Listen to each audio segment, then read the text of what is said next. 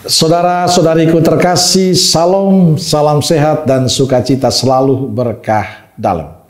Sudahkah kita memberi senyum hari ini, Jumat 23 Agustus 2024. Kita awali permenungan kita hari ini dengan tanda kemenangan Kristus dalam nama Bapa dan Putra dan Roh Kudus. Amin. Permenungan kita diambil dari Injil Matius bab 22 ayat 34 sampai 40.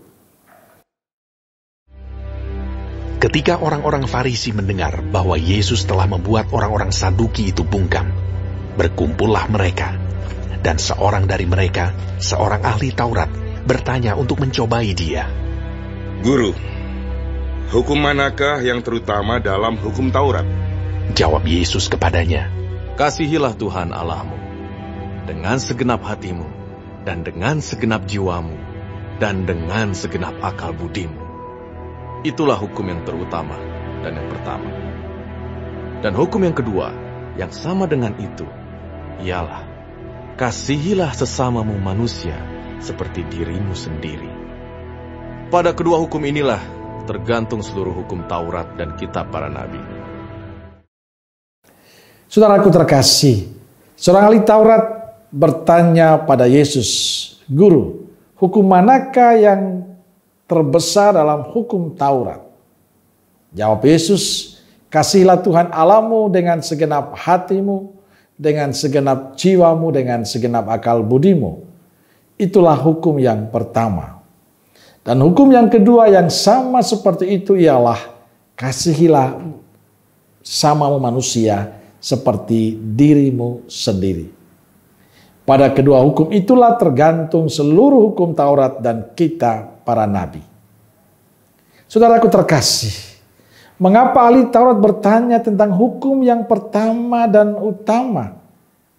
Karena mereka hanya ingin mencari cara untuk menyalahkan Yesus dengan jawaban Yesus itu.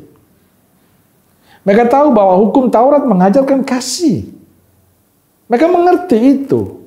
Tapi perbuatan mereka jauh darinya. Mereka berusaha menggunakan firman Tuhan untuk mencelakakan orang lain. Meneguhkan posisi diri sendiri dan melayani hasrat kekuasaan mereka. Termasuk Yesus. Sebagai tokoh agama sangat mungkin ahli Taurat berbicara atas nama Tuhan.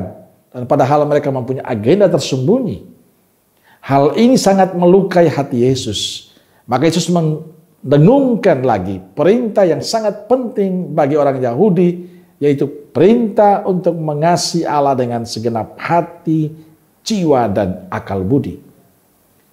Perintah ini disandingkan dengan hukum yang sama, bukan nomor 2, bukan lebih rendah atau kurang penting, yaitu perintah untuk mengasihi sesama seperti diri sendiri. Orang yang mengasihi Allah pastilah juga mengasihi sesama. Jika seseorang tidak mengasihi sesama, itu artinya ia tidak mengasihi Allah. Kedua perintah ini adalah inti dari seluruh hukum Allah.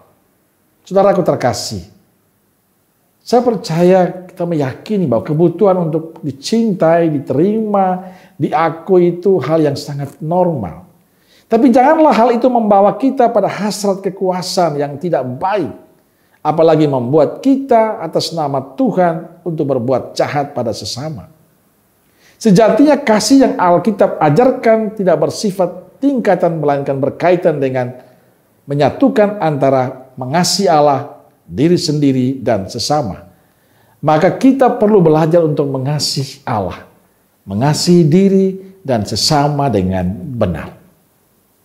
Bila kita mengatakan saya mengasihi Allah, tapi di sisi lain saya membenci sesama, memfitnah sesama, menggosipkan sesama, menyakiti hati sesama, itu artinya kita tidak mencintai Allah. Mencintai Allah itu harus nyata dalam cinta kepada sesama. Amin. Semoga Allah yang Maha Kasih memberkati saudaraku sekalian, Bapa, Putra, dan Roh Kudus. Amin. Roh Kudus Nazaret, doakanlah kami. Amin. Berkah dalam.